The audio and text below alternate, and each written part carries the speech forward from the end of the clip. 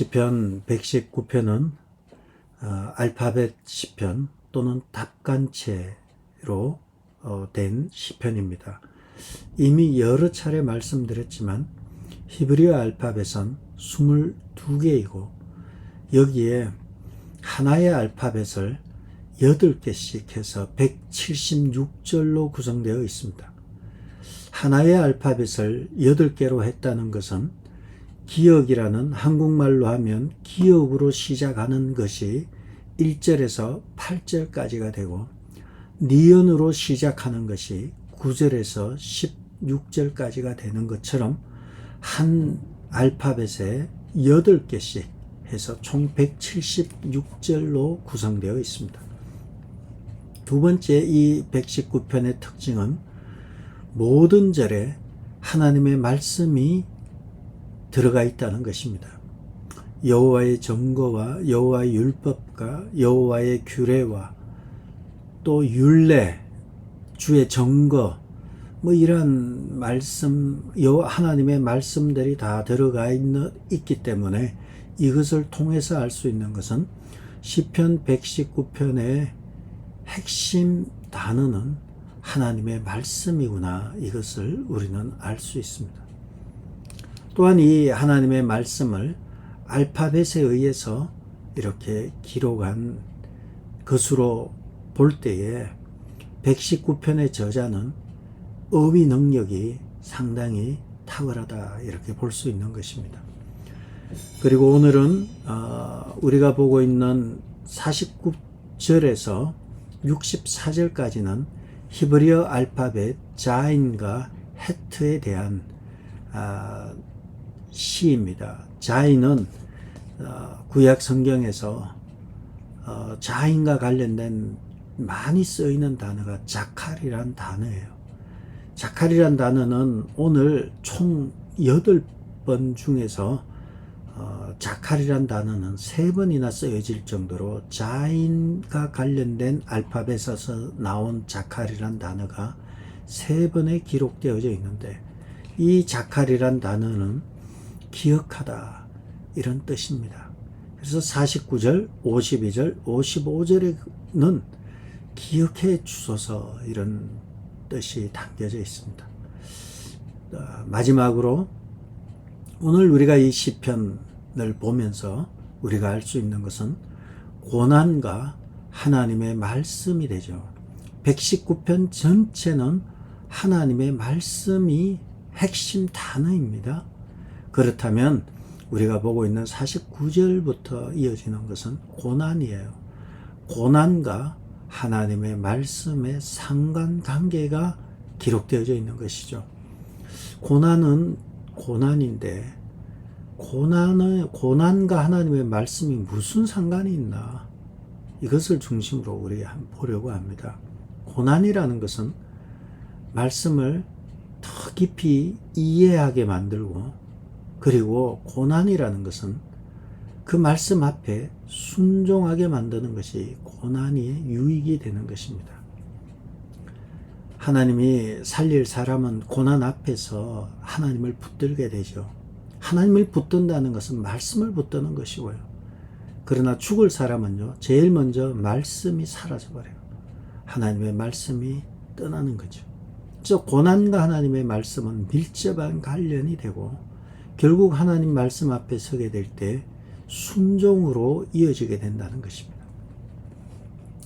자, 그렇다면 49절을 보면 이 49절에서 56절은 자인이라는 알파벳과 관련되는데, 영어로 얼룩말 할 때, 지브라 할 때 Z가 이 바로 자인 이 알파벳이 되는 것입니다. 49절에 보면 주의 종에게 하신 말씀을 기억하소서, 주께서 내게 소망을 가지게 하셨나이다. 주의 종에게 하신 말씀을 기억하소서, 주께서 내게 소망을 가지게 하셨나이다. 말씀을 기억하는 것이 소망을 가졌다, 이런 얘기가 되죠. 이게 좀 말이 그래서 제가 한번 찾아봤어요. 이렇게 원문을 보면 이렇게 되어 있어요. 당신의 종에게 주님이 하신 말씀을 기억하소서. 그 말씀이 내게는 소망이 됩니다. 그 말이 그 말 같은데 원문은 조금 이렇게 뉘앙스가 풍부합니다. 내가 이 49절의 말씀, 주님이 나에게, 나가 여기서는 스스로 정체성이 종으로 여긴 거예요. 당신의 종으로. 당신의 종에게, 주님의 종에게 하신 말씀을 제가 기억하십시오. 그 말씀이 내게는 소망이 됩니다. 이 말씀은 결국은 지금 소망이 없다는 것이고요. 이 말씀은 지금은 고난 중에 있다는 것입니다. 고난 중에 있을 때 하나님의 말씀이 내게 소망이 되었습니다. 고난과 하나님의 말씀의 상관관계가 나오는 것입니다. 그러므로 우리가 고난 중에 있을 때 하나님의 말씀이 자꾸 생각나고 하나님의 말씀이 나를 끌고 가고 있다면 그것은 소망이 되는 거예요. 소망이란 단어에서 우리는 고난이란 개념을 끌어오는 거예요. 물론 뒤에 보면 고난과 관련된 얘기가 나오지만 여러분, 소망이란 단어는 절망 가운데 소망이란 단어를 씁니다. 늘 기쁜데 어떤 기쁜 얘기를 하겠어요? 슬프고 마음 아프고 가슴 아프니까 희망을 가지고 소망을 가지는 것입니다. 시인은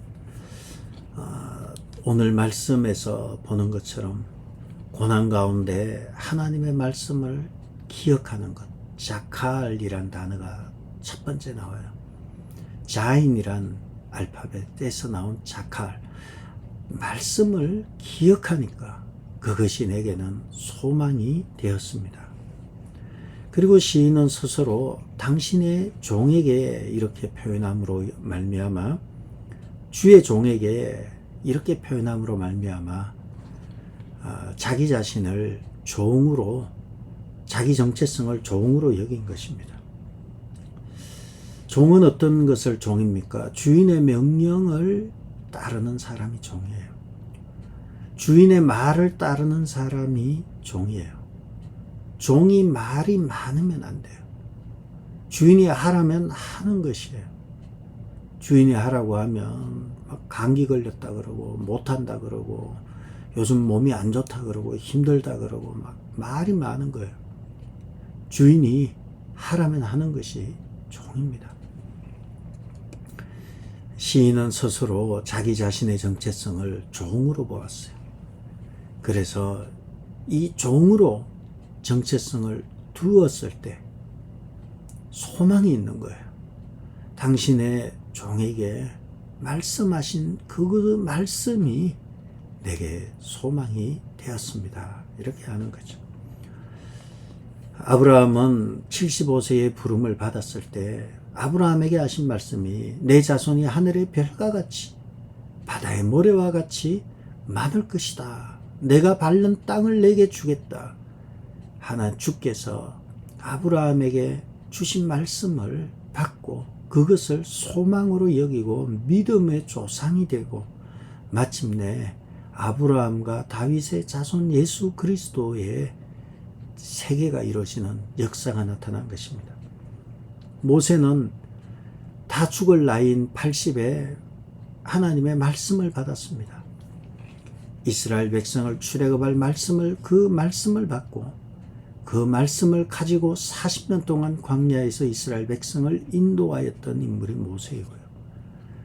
다윗도 아직 어린 나이에 사울에게서 하나님께서 은총을 거두어서 다윗의 집을 영원히 세우겠다 말씀하셨고 그 말씀을 굳게 붙들고 소망을 붙들고 고난 가운데서도 사울의 생명의 위협 앞에서 조차도 말씀을 붙들고 살고 심지어는 미친 척하고 블레셋 왕 아기스 앞에서 미친 척하고 오만 또라이 짓을 다 했지만 그 마음 한 곳에서는 하나님이 주신 말씀을 소망으로 여기고 살았기 때문에 그는 마침내 예수 그리스도로 이어지는 그 왕위가, 영원한 왕위가 그 집안에서 나오게 된 것입니다. 우리가 매주일마다 또 오늘 이 새벽 예배에, 그리고 또 성경 통독반과 중보 기도를 통해서 하나님이 우리에게 주신 말씀을 굳게 붙들어야 합니다. 소망의 메시지를 굳게 붙들고 나가면 어떤 고난 앞에서도 희망이 보여요. 이것은 끝난다. 이 고난이 와도요, 고난이 끝난다는 희망이 있으면 우린 이겨요. 그러나 고난이 끝이다 생각해버리면 우리는 힘들죠. 그러나 우리가 받은 말씀이 있어요. 영원한 하나님의 나라에 갈 것이다. 이것은 확실한 말씀이에요. 그러므로 우리 인생에게 주어진 고난은 길어봤자 얼마 길지 않아요. 얼마 길지 않은 거고, 또 인생인 가운데서도 맨날 사막과 같은 것만 있지 않아요. 때로는 종려나무 70주가 있는 그러한 엘린과 같은 복지도 가기도 하고요. 또 광야로 가기도 하고, 인생은 더운 사막의 광야를 지나면서도 엘린과 같은 곳을 지나기도 합니다. 여러분, 하나님의 말씀이, 시인은 지금 하고자 하는 말이, 주께서 당신의 종에게 하신 그 말씀을 기억하소서. 나는 그 말씀이 내게 소망을 주고 있습니다. 이렇게 소망의 메시지를 전하고 있습니다. 그러므로 여러분도 고난 가운데서 여러분의 삶이 어떠하든 간에 하나님의 말씀이 큰 위로가 되고 말씀을 통해서 생명을 얻는 여러분 되시기를 주의 이름으로 축복합니다.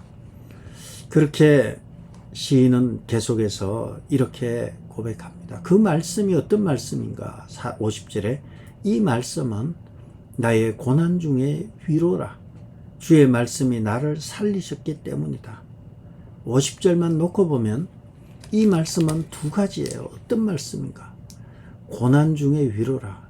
이걸로 보아서 시인은 지금 고난 가운데 있는 거예요. 고난 가운데 위로라. 그리고 주의 말씀은 내게 소망이라. 위로와 소망의 메시지.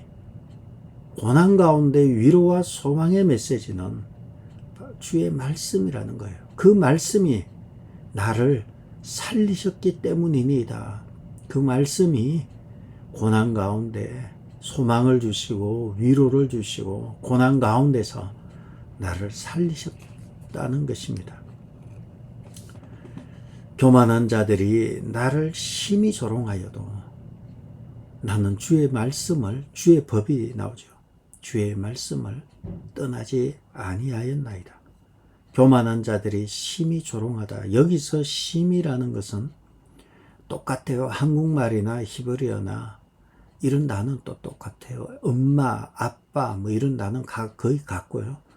심히 조롱하였다 할 때 심히는 매오더라 그래요. 우리는 한국말로 매우 조롱하였다 이런 것처럼 매오더라는 단어가 심히 조롱하였다.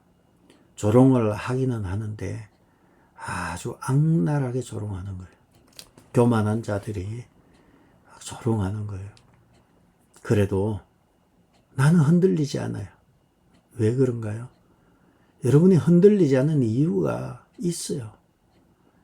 우리가 흔들리지 않을 이유는 내가 가진 게 더 크면 흔들리지 않아요. 내가 가진 게 자꾸 적고 내가 가진 걸 비교하고 이러니까 흔들리는 거예요. 내가 가진 게 크면 백날 누가 그래도 코웃음밖에 안 나와요. 알고 보면 잘난 것도 없으면서 더럽게 잘난 치가 않아요. 속으로 그렇게 생각한다는 거예요. 내놓고 그럼 싸움이 되니까. 우리 집에는 어제 제가 여러 번 말씀드렸지만 우리 집에는 1kg짜리 골드바가 10개가 있는 거예요. 그 골드바 하나 1kg가 몇 억 할 거예요. 그 10개가 있다 치면 한 15억 정도 하겠죠. 그런데 내가 차를 좀 작은 차를 타고 다니고 작은 집에 살아요. 그리고 옷도 뭐 행색도 별로예요. 그래도 이 어깨가 자신감이 있는 거예요. 왜 그렇습니까? 껍데기나 허우대는 참 불쌍해 보이는데 그가 가진 것이 너무 큰 거예요. 골드바가 큰 게 있는 거예요. 별 볼 일 없는데 그가 가진 것이 너무 커요. 그 안에는 생명이 있고 그 안에는 소망이 있고 그 안에는 예수 그리스도의 사랑이 있으니까 세상이 부럽지 않은 거예요.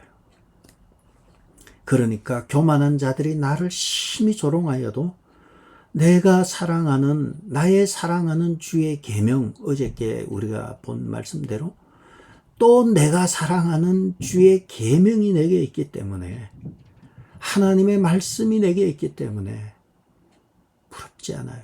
전혀 부럽지 않아요. 주님이 가시면서 제게 편지를 하나 쓰고 가셨는데 그 편지를 볼 때마다 주님과의 사랑이 생각이 나고, 그 편지를 볼 때 주님이 말씀하셨어요. 내게 말씀하셨어요. 가시면서 내가 곧 다시 오겠다. 조금만 참고 기다리라. 그 편지를 보면서 백날 사람들이 조롱하고 그렇게 해도 이 비가 안 오는데, 햇빛이 쨍쨍 비치는데 배를 만들라고 노아에게 명령하셨어요. 그래서 아라랏 산에다가 배를 만드는 게 어디 있어요? 배를 만들려면 바다에다 만들어야죠. 미쳐도 보통 미친 게 아니에요. 아라랏 산에다가 배를 만드는데 남들이 조롱하고 비웃어도 당당할 수 있었던 것은 주님이 말씀하셨다는 거예요. 이게 너무 큰 거예요. 여러분, 우리는 사람들의 조롱과 사람들의 말에 너무 휘둘릴 필요 없어요.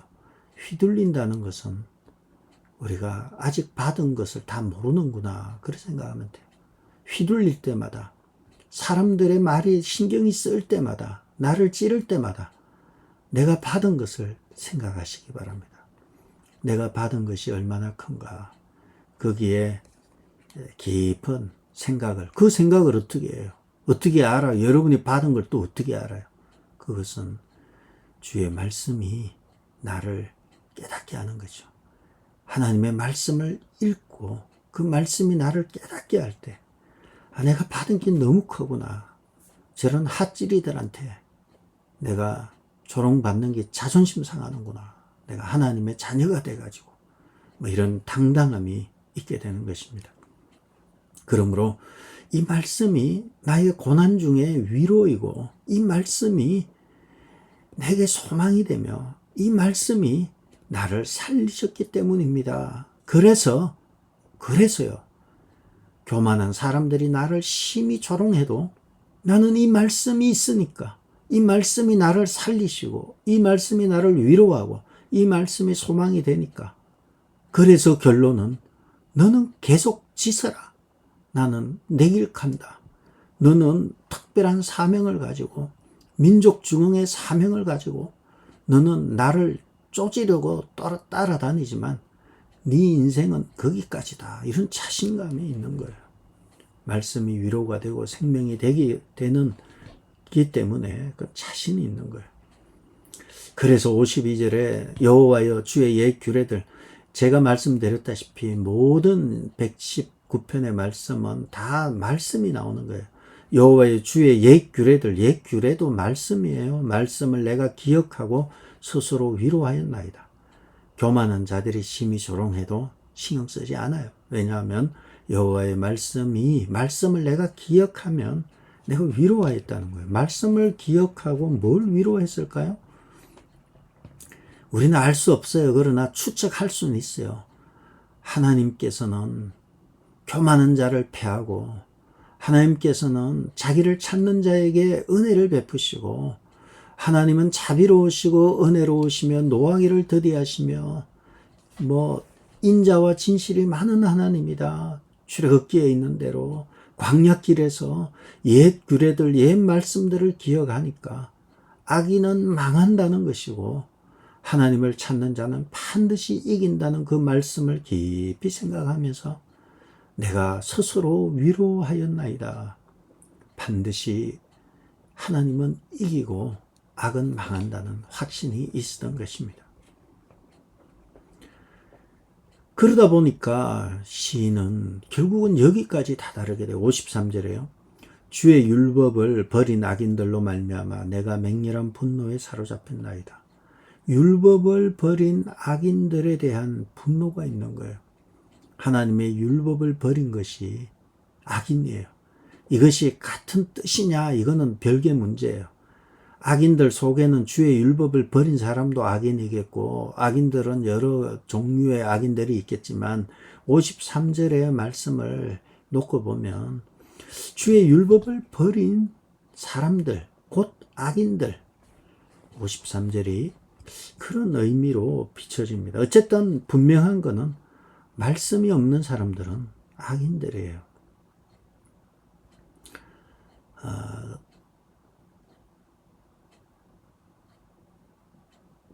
그렇습니다.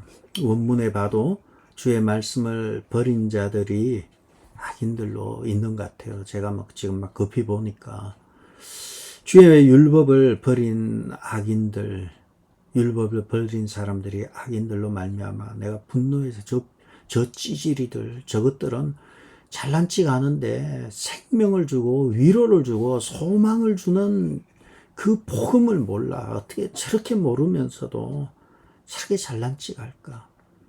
율법을 버린 악인들에 대한 그 분노에 사로잡히게 되는 거죠. 이것은 63절에서도 그렇습니다. 63절을 먼저 볼까요? 63절을 보면 나는 주를 경외하는 모든 자들과 주의 법도를 지키는 자들의 친구라. 63절에는 나는 주를 경외하는 모든 자들과 주의 법도를 지키는 자들의 친구라. 그렇게 시인은 자기는 주를 경외하고 주의 말씀을 지키는 자들의 친구 되는 거 너무 좋아하는 거예요. 나는 그들의 친구다. 그런데 내가 정말 정오하는 게 있다. 정오하는 것은 53절에 주의 율법을 버린 악인들에 대해서는 내가 분노를 느낀다는 거예요. 하나님의 말씀을 사랑하는 사람에 대해서는 내가 그들의 친구가 되고 내가 그들과 함께 하겠다는 거예요. 그러나 하나님의 말씀을 버린 악인들은 내가 분노하겠다는 말씀이 있는 거죠. 63절에 한 번 더 보기로 하고요. 지금 54, 55, 56을 볼게요. 내가 나그네 된 집에서 주의 율례들이 나의 노래가 되었고 여호와여 내가 밤에 주의 이름을 기억하고 주의 법을 지켰나이다. 내 소유는 이것이니 곧 주의 법도를 지킨 것이니이다. 주의 율례, 주의 이름, 주의 법, 주의 법도 다 말씀이에요. 언제 이런 말씀을 나의 노래가 되었나요? 54절에 나그네 된 집에서. 나그네 된 집이 무엇인가요? 이것을 바꿔 말하면 여행객이에요. 나그네 살이에요. 내가 나그네를 살아가면서 나그네 생활을 하면서도 내가 하나님의 말씀이 내 노래가 되었다. 나그네라는 것이 고달픈 인생이에요. 고달픈 것이에요. 집도 절도 없이 떠다니는 거예요.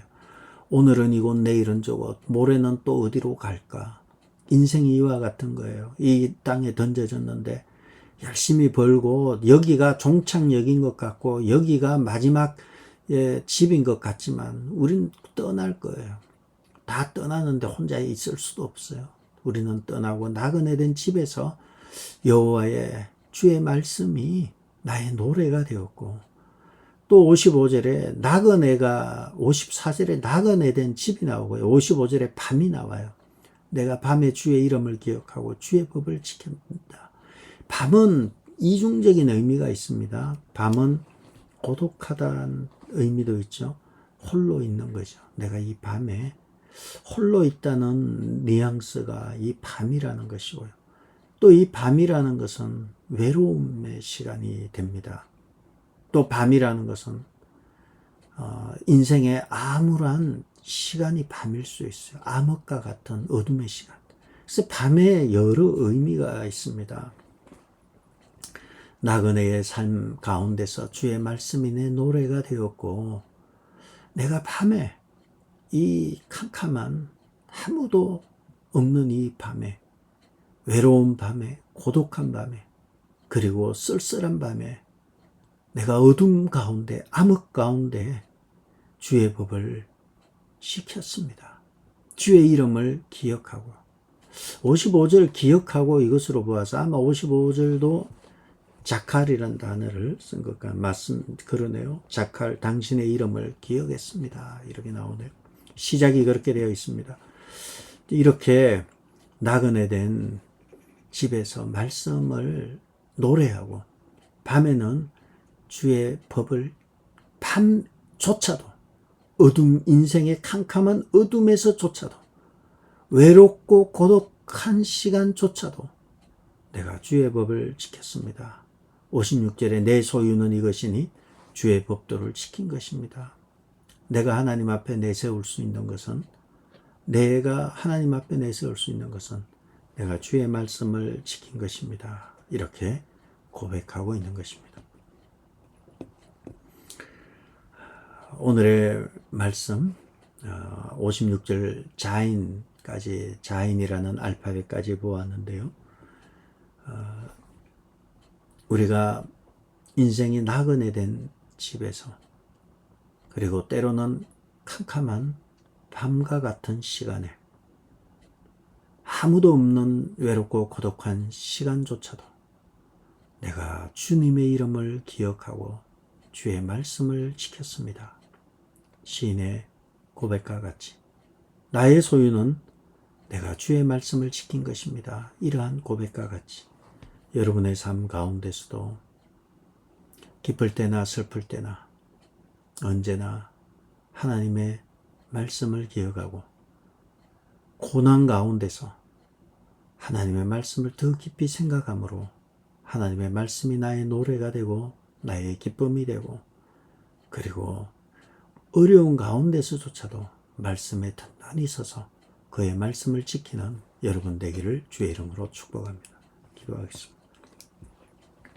아버지 하나님, 오늘 말씀과 같이 고난 가운데서도 하나님의 말씀을 굳게 지키고 승리하는 복되고 귀한 주의 백성들 되게 도와주옵소서. 오늘도 직장으로 나아가고, 그리고 일터로 나아가며 이곳저곳으로 운전을 하고 다닐 때에도 우리 하나님 어디로 가든지 베이직에 속한 모든 성도들 어디에 있든지 무엇을 하든지 주님의 날개 아래 안전하게 지켜주시고, 이동하며 다닐 때에도 일할 때에도 하나님의 말씀이 나의 생명이 되고 나의 기쁨이 되는 그러한 놀라운 축복이 성도들 각자 한 사람 한 사람에게 나타나게 도와주옵소서. 예수님의 이름으로 기도드렸습니다. 아멘. 하늘에 계신 우리 아버지여, 이름이 거룩히 여김을 받으시오며 나라의 마옵시며 뜻이 하늘에서 이룬 것 같이 땅에서도 이루어지이다. 오늘 우리에게 일용할 양식을 주옵시고, 우리가 우리에게 죄지은 자를 사하여 준 것 같이 우리 죄를 사하여 주옵시고, 우리를 시험에 들게 하지 마옵시고 다만 악에서 구하옵소서. 나라와 근세와 영광이 아버지께 영원히 있사옵나이다. 아멘.